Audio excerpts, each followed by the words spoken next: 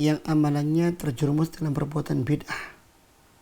Bagaimana endingnya orang ini, akhir kesudahan orang ini. Ya.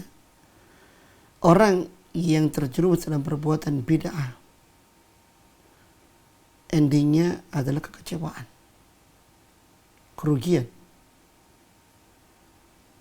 Dan ini banyak ayat yang menjelaskan masalah ini. Salah satunya surah Al-Kahfi ayat 103 dan 104. Allah mengungkapkan, "Qul hal nunabbi'ukum bil akhsarina a'mala."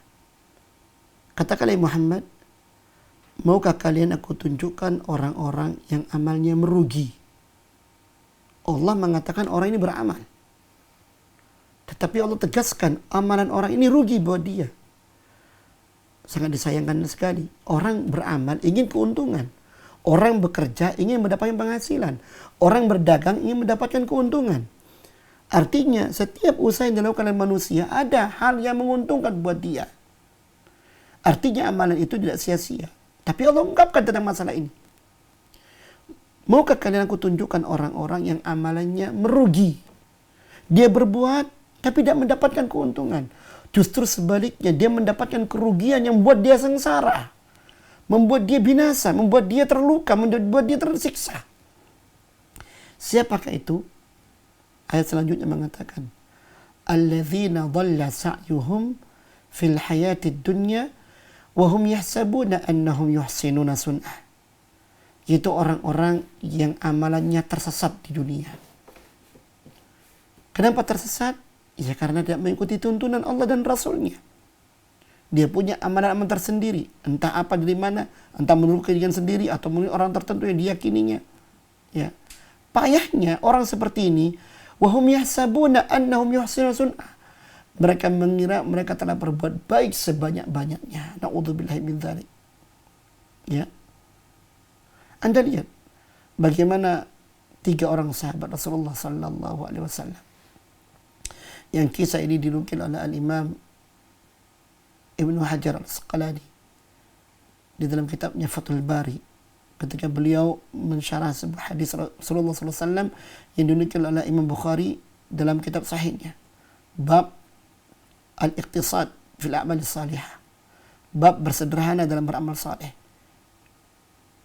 Diungkapkan di situ keinginan 3 orang yang beramal melebihi amalan Rasulullah SAW. Karena dianggap oleh mereka kecil amalan Rasulullah SAW itu. Bisa ditingkatkan lagi, bisa di-upgrade lagi. Bisa di-upgrade. Kalau bahasa kita bisa di-upgrade.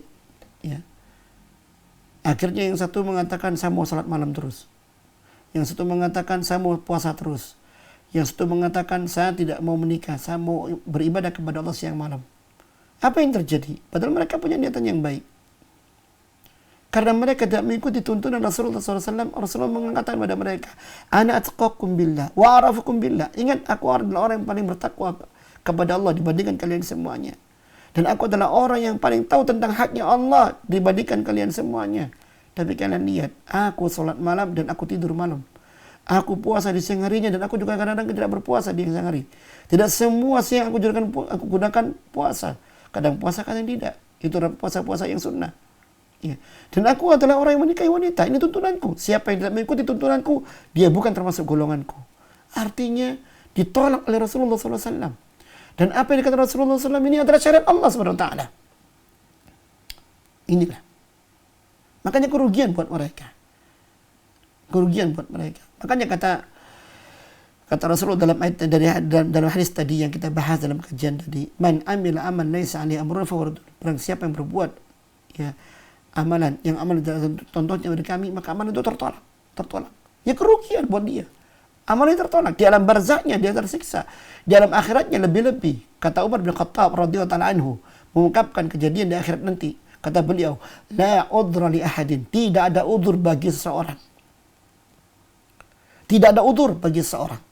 Taraka huda, dia meninggalkan sunnah Rasulullah SAW, dhanna dhalalah, yang disangkanya itu sebagai amalan sesat. Tidak ada udzur. Kalau dia sudah meninggalkan amalan sunnah Rasulullah SAW, dikiranya ini amalan sesat, maka tidak ada udzur. Besok disiksa oleh Allah Ta'ala. Demikian pula, wala udhra li ahadin, tidak ada udzur bagi seseorang. Ya, raqiba dhalalatan dhannaha huda. Yang mereka terjerumus dalam perbuatan kesesatan yang dikiranya itu petunjuk, tidak ada udzur. Karena agama yang telah tegak, Al-Quran Sunnah telah tegak, ya, telah diwariskan pada kita semuanya, dan hujah telah tegak semuanya. Ya, tidak ada udzur. Maka bagaimana dia bisa mengatakan Muhammad adalah nabiku, sedangkan sunnahnya Rasulullah jauh-jauh dari dia? Bagaimana dia bisa mengatakan Islam adalah agamaku, padahal yang dilakukannya bukan syariat Islam? Bagaimana pula dia bisa mengatakan Allah adalah Tuhanku, yang mana ternyata amalan dia karena dia mengikuti tuntunan Rasulullah banyak syiriknya? 3 pertanyaan malaikat itu ada banyak hubungannya dengan kajian kita ini. Ya. Sayangnya kita sering melihat orang-orang mengatakan tiap subuh berzikir raditu billahi rabba wa bil islami dina wa bi Muhammadin sallallahu alaihi wasallam nabiyya wa rasula. Dan ini benar sunnah Rasulullah SAW, hadis. Yang siapa orang yang baca hadis sebuah doa ini tiap pagi 3 kali, maka bila dia mati dalam keadaan fitrah. Tapi bukan sekedar bacaan. Yang Rasulullah ungkapkan itu bukan sekedar bacaan, tapi bacaan yang diiringi dengan penghayatan, pemaknaan, sehingga lurus akidahnya, lurus agamanya, ya, tidak terjerumus dalam perbuatan bid'ah. Ini yang kurang pada umat ini. Mereka hanya terjerumus dalam bentuk ritual, tidak pada hakikat pelaksanaan agama itu sendiri. Dalam bentuk keyakinan, dalam bentuk ritual, dalam bentuk ibadah pengamalan yang universal. Ini.